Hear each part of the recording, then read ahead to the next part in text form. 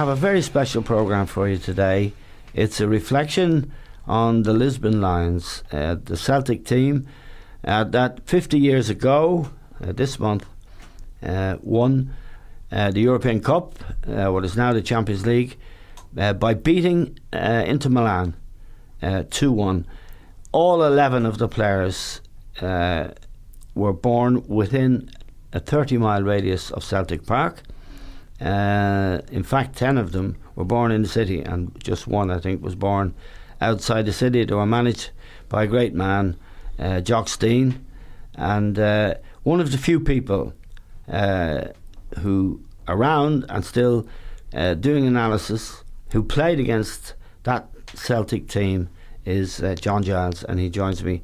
John, it's 50 years, and it's, in retrospect, even now, an incredible achievement by a team of men with no extravagant signings. I think the whole team cost 400,000 to assemble, but even don't think it was even that much. I don't think it was even that much. But first of all, the scale of the achievement. No British side had ever won the European Cup. Yeah. Manchester United would go on to win it, in fact, in 1968, to be the first English team. I don't suppose Celtic would like to be called British anyway. Yeah. But they had won. They've been very successful in Scotland. How good an achievement was it? Well, it was an incredible achievement, really, Eamon. As you quite rightly said, they were the first, what we call the British team, to win the European Cup at that particular stage, from a team that cost actually next to nothing. Yeah. Maybe I put a zero on there. It might be 40 grand. Would that be about right? Yeah. And that season, they'd won every trophy that was available to them to win. So they were a remarkable team, because Scotland in those days had a lot of good teams, a lot better players than they have now, but they certainly would have been considered in England particularly sort of second rate. Yes. And to go and win it in the manner in which they did as well was absolutely extraordinary. And it goes back to, you mentioned Jock Stein, the great manager who put that team together, because the history of it, when Jock Stein actually played non-league football in England, he actually played for Celtic, apparently as a centre half, but played non-league in England. And at a time when they weren't doing so well, they brought Jock back, and he just did everything for Celtic, won everything for Celtic. They won the title 9 years running in Scotland, which was a record. And again, to just put this in context, Rangers at that time had some great players too. Jim Baxter, for example. Jim Baxter was one of the greatest players I ever saw. Just dazzling. And Scotland at that time were producing players, like there was a conveyor belt of great players. It went on to be Kenny Dalglish, but there was Jim Baxter was I thought a wonderful player. You probably tell the Cardi Jim. The Cardi Jim, he liked to drink. He was a lovely player, but he was supposed to be a right character. I mean, the Scottish always said. I used to talk to Bobby Johnson. Bobby Collins, sorry, not Bobby Johnson, Bobby Collins, who had been a great player for Celtic in the earlier days. Yes. And Bobby played with you at Leeds. Bobby came to he came to Everton, then to Leeds after a great career at Celtic. But he knew all the Scottish players, you know. And Billy Steele, for example, was a record signing from Scotland. And when they were talking about Jim Baxter drinking, you know, Bacardi Jim, he said he wouldn't have lived with Billy Steele. Yeah, I think Billy Steele played for Derby County. He did. He was a record signing. One of the great players. And they won the cup, Derby. He didn't play in that particular team. No, that was in '94. But Bobby Collins was saying drinking. He said Jim wouldn't live with these guys. So they had a big drink culture. But before Jock came back to Celtic, Rangers dominated for a few years with the Jim Baxter and Willie Henderson. Do you remember Willie Henderson? Winger. Some terrific players. They dominated for a few years in the early 60s. And then Jock came back and then took over from next to nothing and was obviously one of the great managers. Because if you look at the team, Simpson in goal, he'd been finished at Newcastle. Yes. You know, he'd played the Newcastle team. He was well into his start. I think he was 37 when they won the European Cup. You know, brilliant. They had Bertie Auld, who was a terrific player, midfield player. Bertie had been at Celtic, transferred to Birmingham, Played in a few seasons at Birmingham on the left wing. Yeah. Birmingham, a very ordinary team. Bertie, but they were a Premier League team or a first division team. They were big crowds, as you know. Yeah. Birmingham would have never won anything. But Bertie played outside left for Birmingham in a mediocre team, and Jock brought him back as a midfield player. Yes, absolutely brilliant. So he did things like, of course, Jimmy Johnson. Yeah, on right winger. The right wing. I mean, Jimmy was a genius, and Jimmy actually took over from Willie Henderson, who was a similar type of build. Yes. Small lad, cricky. He was a brilliant player, Willie Henderson, and Jimmy Johnson took over from him in the Scottish team. So Jock definitely revitalised that whole club to make them one of the great teams without spending anything. Hardly anything, Eamon. You mentioned the fee before, but like you got, say, Bertie All for 5,000. Yeah. Simpson would have got for nothing. So he put that team together for costing next to nothing. Yeah, and so Billy McNeil was the captain. Billy was centre half and captain, and sadly now I think has Alzheimer's. Yeah, it looks like it. Was a contributor actually to the Last Word radio programme, which I used to do many years ago. A fantastic man and a fantastic leader of that team. Oh yeah, Billy was a top class player. A lot of characters in the team as well. Yeah, Tommy Gemmell was a real character apparently. Really? He would like to drink as well. And Jimmy Johnson was amazing. I know that. Yeah, the thing about Tommy Gemmell was, I mean, in the final, which was in Lisbon, Inter, managed by Herrera, who was the great, guru of the game. Yeah. He was the, shall we say, the Alex Ferguson or the Mourinho of his time, the top coach in Europe, or Guardiola actually would be, but revered. But once they went 1-0 up Inter, that was usually game over. Yeah. Because they had this Catenaccio system, and which was really a player playing behind the back four. To sweep up any danger if it arose. Now Tommy Gemmell was the guy who was a fullback who scored the equaliser, and it was a hell of a goal. Oh, great goal, yeah. But Celtic were great at that. The Jock was great in that he, you hear later, like when you're talking about the different systems that they had. I don't think Jock believed in the system. He believed in good players. Yeah. And going back to the old ways, when they defend, we defend well, but when we have a chance to attack, we attack. And that's what they never sat back. Right. They were obviously they had to defend, but when they had a chance to go forward, they were free, totally free to do it. And they attacked really, really brilliantly, because they had the players to do it. Now you had Bobby Lennox on the left wing, terrific player. You hardly hear. Well, you don't hear people talking much about the team now, but even in his day, he was a Scottish international. We're in and out of the team. But what a player for Celtic game. Quick lad, ball over the top. He was on to Jimmy Johnson on the right wing, beating players. Bobby Murdoch, again, a Scottish international. Beautiful. I played against Bobby Murdoch. Yeah. He played for Middlesbrough for a while, yeah. With Jack, when Jack was manager of Middlesbrough. Yeah. And Graham Souness and Murdoch were the two midfield players. I played against them. I didn't get a kick, needless to say. But Bobby was a terrific player, really good player. Yeah, Chalmers and Wallace up front. They were sort of runners, Eamon, getting behind them, and when they were on the ball, they'd be like a good ball over the top and that. And worked when they didn't have the ball, they worked like demons to get it back. They had just the basic, and Jock gave them the freedom to do that. There was no defence. That's why they did the Italian team. They weren't scared of the guys backing up. They weren't going to play that game. They were going to play their game, which, as you say, it's the Italian team scored first, and usually that's game over. It wasn't with not with Celtic. It wasn't. Now, why do you think he was such a great manager, John? I mean, people talk today about. They say Alex Ferguson was a great manager because of his ability to manage, get the best out of people. But also he's associated forever with the idea of that sort of dazzling attacking football that Manchester United played regardless.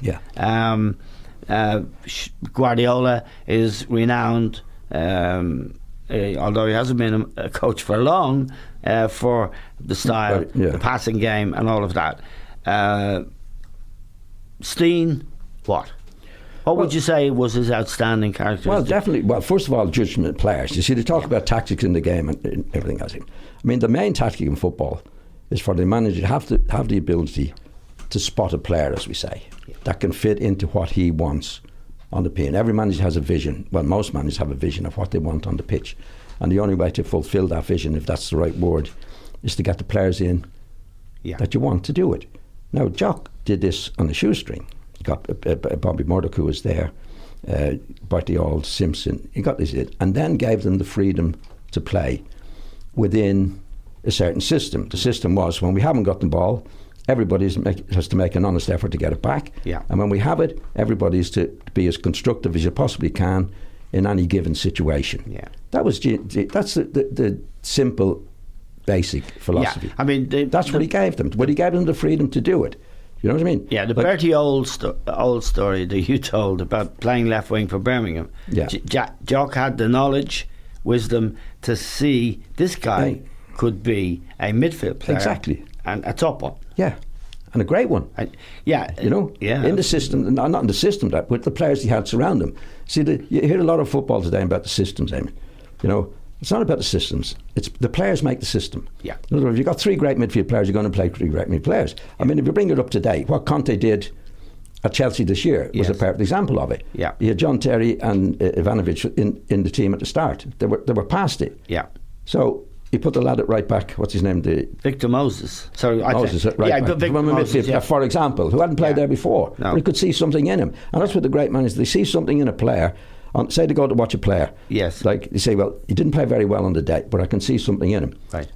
I can see something that if he's playing for me, yes, that's in him. Right. That other people can't see. That's what Jock did. Jock didn't spend a lot of money. He got those players in him, but he gave them the freedom to play, a work ethic, and all the various things that you do. And brilliant players, as it turned out. Jimmy Johnson, Bobby Lennon, as I said, Bobby Murdoch. I mean, this was a terrific team that believed in defending when they had to, but attacking whenever chance they got. Right. That's what he did. And to get back to Ferguson, I mean, Jock Stein was Ferguson's mentor. Yes. So that's where I think Ferguson learned his stuff. Yes. He was assistant manager to Jock in the Scottish team. Yes. And I know he was with Jock all the time. He was sitting beside him when he died. He died beside him, on the bench at Cardiff, where Scotland were playing. It was, yeah. At Cardiff, I think. Scotland were playing, or Wrexham possibly. Scotland were playing Wales in a World Cup qualified playoff game. Yeah, and they won, I think. And he died. He had a heart attack. During the game. Yeah. And I think Ferguson was sitting beside him. He was with him all the time. I mean, he was definitely his mentor. Right. You know, because he was a young man, and he was obviously picking his brains and picking them really well, because as it turned out. But he was definitely, Jock was his mentor. Now, as you said earlier, Scottish football was regarded as a level below the English league, and a level or two below, say, the Italian or Spanish leagues at the time. It was the time of Real Madrid, and great. Now, you came up against them 3 seasons later in the semi-final of the European Cup, and you had at that stage a great team that was really playing well. I remember vividly having my mortgage on you to beat them, because you were hot favourites, weren't you? Yeah, we would have been favourites to beat them. Yeah. And the first game was at Elland Road. Yeah. What happened? We got beaten 1-0. I know. At Elland Road. I wanted you to say it was a deflected goal, but it was a goal. You know, it was a goal, John. It was a goal. So they beat us 1-0. I can assure you. On the day. And then we played them at Hampden Park, but because they took the match to Hampden Park, and they had a record crowd. I think of 157,000. Well, I think they said there was 140,000 there with 20,000 locked out. Yeah, that was the thing. But it was definitely 140. It was packed Hampden Park in those days, where you had the big terraces and all the various things. Because they took it from Celtic Park, which only held 50,000. But anyway, so there was huge interest in the match, and they beat us well. I mean, they deserved. We got back to 1-1 actually. Billy scored a good goal. Billy Bremner to level it up, to tie up, and I think they beat us 3-1 in the end. But they beat us well. Jimmy Johnson was fantastic on the night. They'd beaten us well. We had a sort of a history with Celtic, because over the years we played. They used to have a match in Scotland every year, a selected team between Rangers and Celtic against some of the English. We played there twice. We played Celtic a couple of times in friendly matches and that, and we always beat them. Yeah, we always beat them. And we would have been definitely favourites to do it, but and there's no excuses at all. But we had a huge fixture pile up at that stage, a huge fixture pile up, and this is a time when you're playing the same team all the time. For example, this was 1970. We played Manchester United 3 times in the semi-final, going into extra time for the 2 matches. We played Chelsea in the final at the time when they had the horse show. Do you remember? It was a quagmire. First time it ever went to extra time and went to a replay. The horse show at Wembley. Our show at Wembley. Ruined the pitch. So we played Celtic sort of in between those matches. So there were some mitigating circumstances. I think, I'm not making this because they were a great team and they deserved to be us, but we were knacked, Damon, to be honest, because it was the same team and we'd had a hell of a lot of big matches. And Celtic, as usual in those days, had won the league a few weeks ahead, and they beat us well. Jimmy Johnson was outstanding, but they were all outstanding. They were a yard ahead of us all the time, and we had played against them before quite a few. We played quite a few times against them, and we definitely would have been favourites, but they played absolutely brilliantly and well deserved to beat us. But funny enough, they went on to the final and didn't win it. Yes. I think there was a little bit, I think, of carry away when they beat us, because we beat Leeds were already. I think so. I heard that from the Scottish lads later on. There was a bit of overconfidence, I think, going into the final. Now, I mean, you talked about the characters in the Celtic team, John. Jimmy Johnson. A great winger. I mean, by any standards, he was a great. But he was off the pitch, wild. Yeah, in a nice way. Yeah, I think he was a good lad. I mean, he was called in. I remember he was with the Scotland squad, and he rode out. They were up in their training camp on the west coast of Scotland, and he rode out in the boat, and there was all kinds of. The background to that, I mean, it's typical. There's always a background to a story, especially with the Scottish. But there was always a wild streak. And wild lads. Bobby Collins said that like before. There was always a wild streak in the Scottish lads.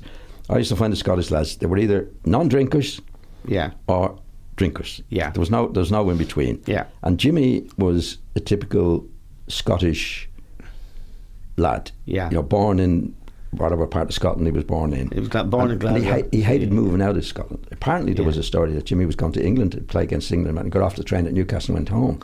He was going, and the lads, I know for a fact, talking to them after, they looked after Jimmy. He was like a kid. Yeah. He was like a kid. And the background to the story there was they were playing in remember the home internationals? Yes. And the Scottish team were away up in, where they used to go, one of the Largs or somewhere. Up there, for the benefit of younger listeners, the home internationals was a series played at the end of every season between Northern Ireland, Wales, England and Scotland. Yeah. And the lads were up in Largs and they were watching the match, and of course they were out of no drinking or anything, but Northern Ireland unexpectedly beat England at Wembley. So the lads decided it was time to celebrate. Yeah. Right, so they went into town, right? And didn't come back out till 5 or 6 o'clock in the morning. Yeah, walking along the beach, apparently back to the hotel. That's called premature. When the lads started premature celebration. Typical, yeah. As it was an excuse. Any excuse was good. So beating England. So they were walking back apparently, and all the lads, and there was a rowing boat on the edge of the water. So the lads, being the lads messing. 3 of them jumped into the boat, including Jimmy Johnson. Yeah. And the other lads, of course, being messers as well, pushed them out. Yeah. Right? Now, 2 of them had the sense to jump out of the boat quickly. Jimmy went out to sea. Right. So they had to call the emergency services. At 4 to 5 o'clock in the morning, what's a Scottish footballer doing out on the high seas in danger? Just before a big match. Yeah, they were getting ready because they were together for the thing, right? So obviously it was in the press, it was murders on it, But Jimmy couldn't see anything wrong in it. Yeah. And apparently they called a meeting with the manager. It was Ali McLeod at the time. Yeah. I think it was Ali McLeod. And they were of course there was murders for him. He has to explain what's going on. So they had a special meeting with the players. And apparently Jimmy was sitting back as the manager's passing him and gives him a dirty look. He says, "What sort of a look is that, sir?" Like, Jimmy couldn't see anything wrong in it, Yeah.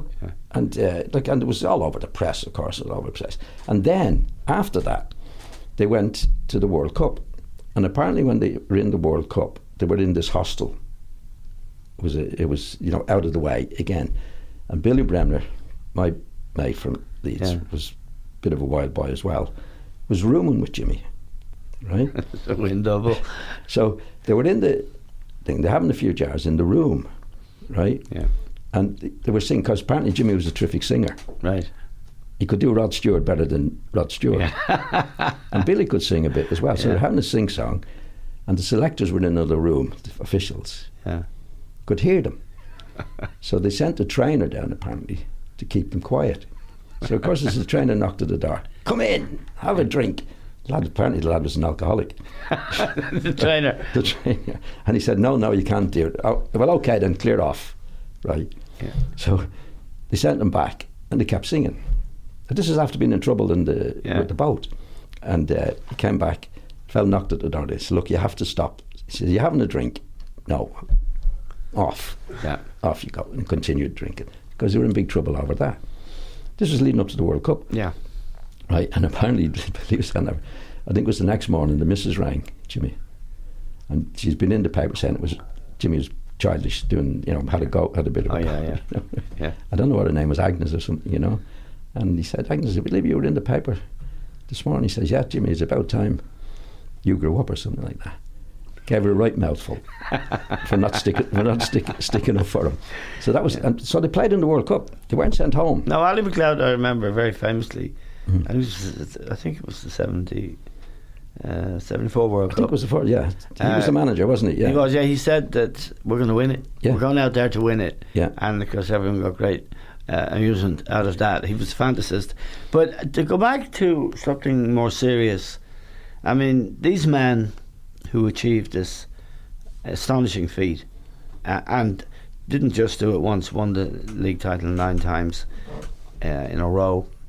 They didn't fare well. They didn't get paid well. No. And I think were very sad, many of them, later after the game. Because what happens in those days, and we'll come to Jock Stein in a moment, which is a story in its own, but what happened in those days is as soon as you were no longer of use to the club, you were given a free transfer, you were out the door, you might slip down the leagues, and you'd end up your playing days with no money. Yeah.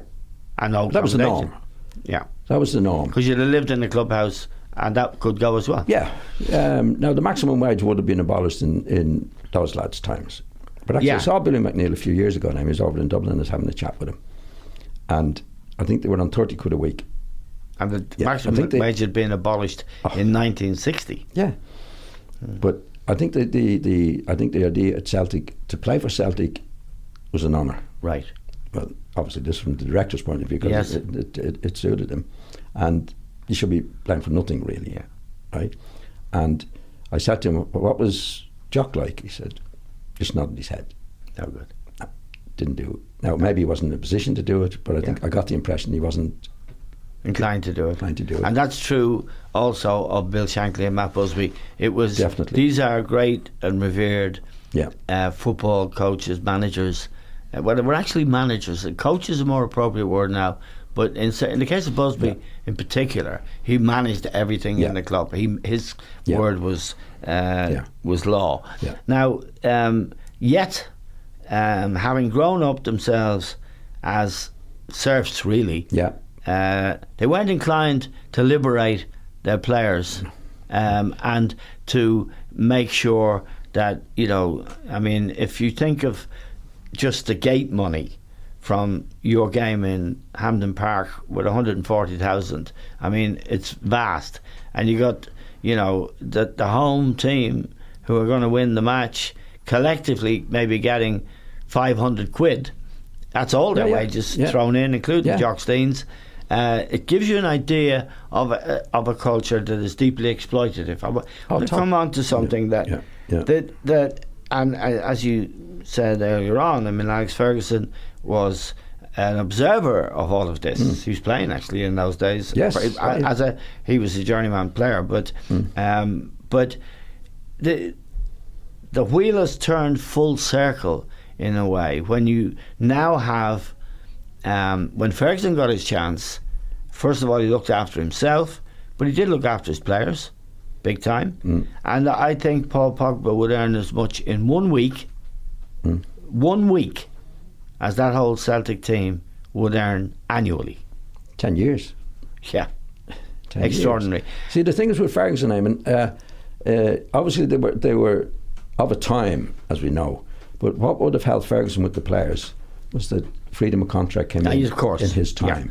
They didn't have it in that time. In those days, as you know, I was part of it. When you signed at 17, you signed for life. Oh yeah, absolutely. Right. So if you went to the manager like Matt Busby and said, because there was a maximum wage as well. Now, when you got past 19, you could qualify for the maximum wage. Doesn't mean you're going to get it. No. If you were in the first team, you got to 20 quid. Yeah. Right, if you were in the first team and then playing the drop, you'd go back to 15 quid if that's what the terms were. But if you went to Matt Busby or any of those managers at that time and said, I'm not happy with the terms, right, I'm not going to play for you anymore. So that's okay. You can't play for anybody else. Let's go to Jock Stein. Well, I know that in my own case. I could have gone to Spurs at that time. Yeah. And they offered 40 grand for me. Spurs were one of the biggest clubs in England. I was stuck in Millwall. Said no way. Then they threw me out. But anyway, I didn't get bitter because there was no point in it. No. Jock Stein, there was talk of him going to Leeds at one stage. Yeah.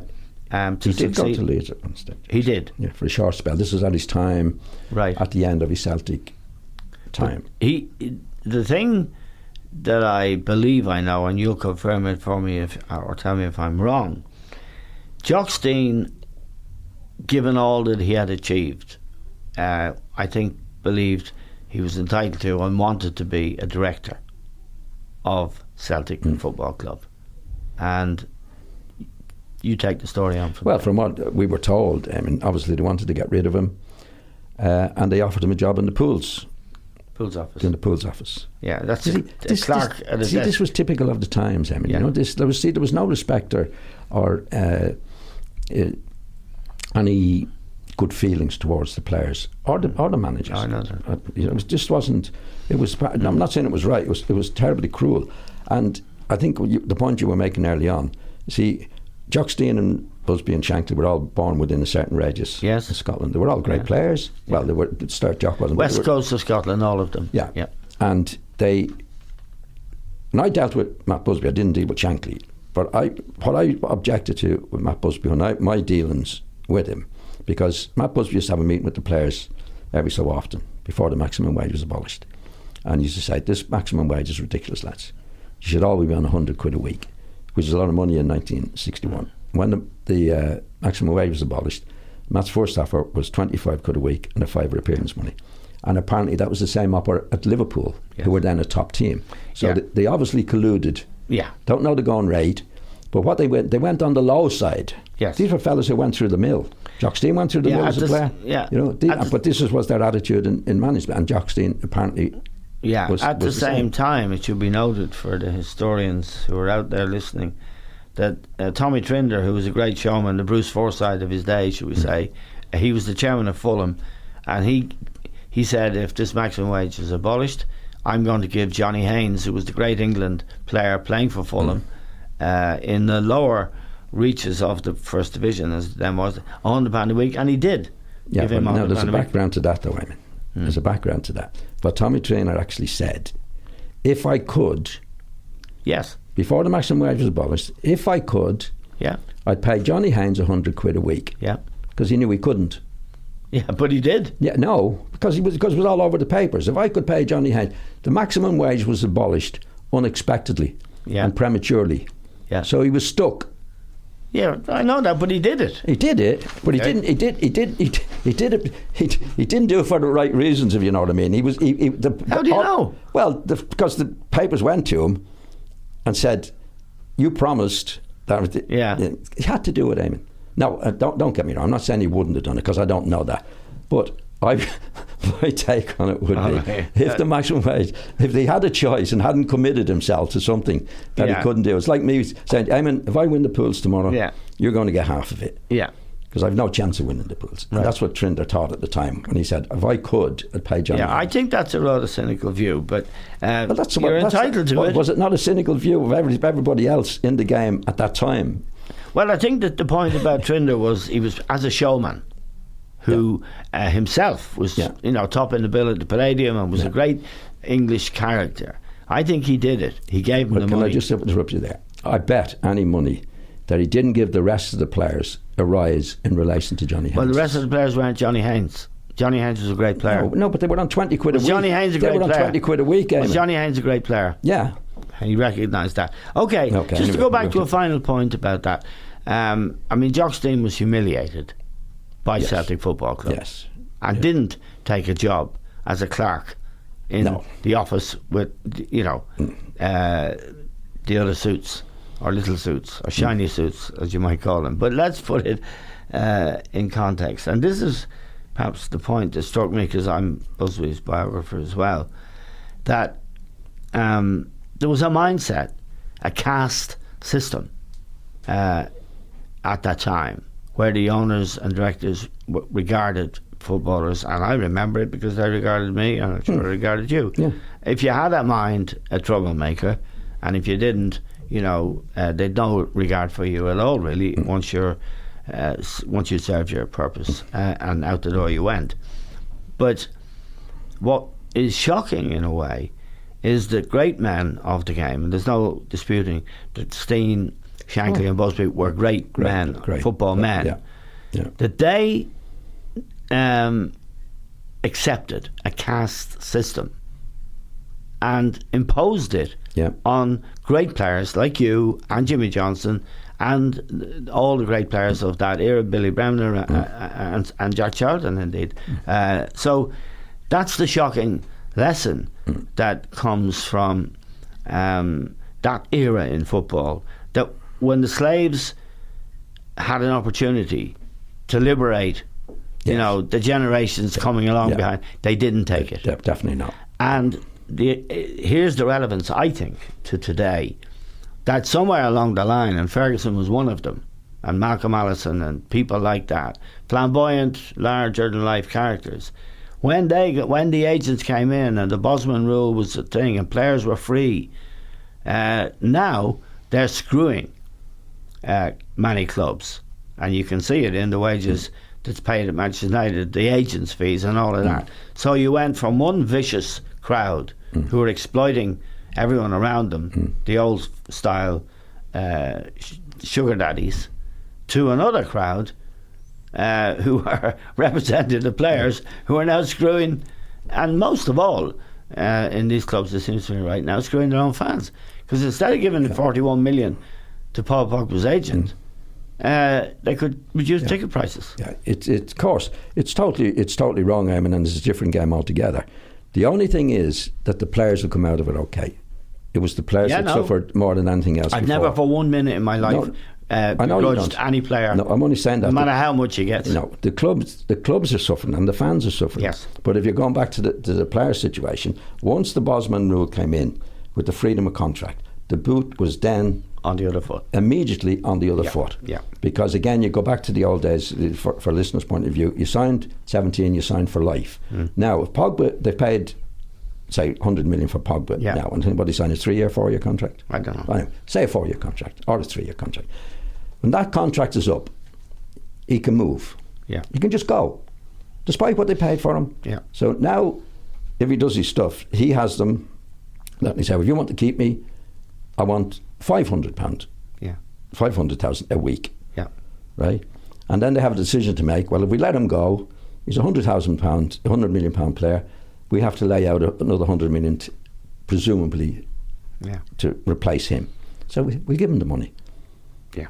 That's what's happened. That's the big change in football. I mean, but in my day, in your day, I only had a 1-year contract. Like later on with the maximum basis, you'd sign a 3-year, because I signed a 3-year contract at Leeds. When the 3-year contract was up, I couldn't leave. Nope. Now, if it was now, I could leave. That's the big change in it. Okay.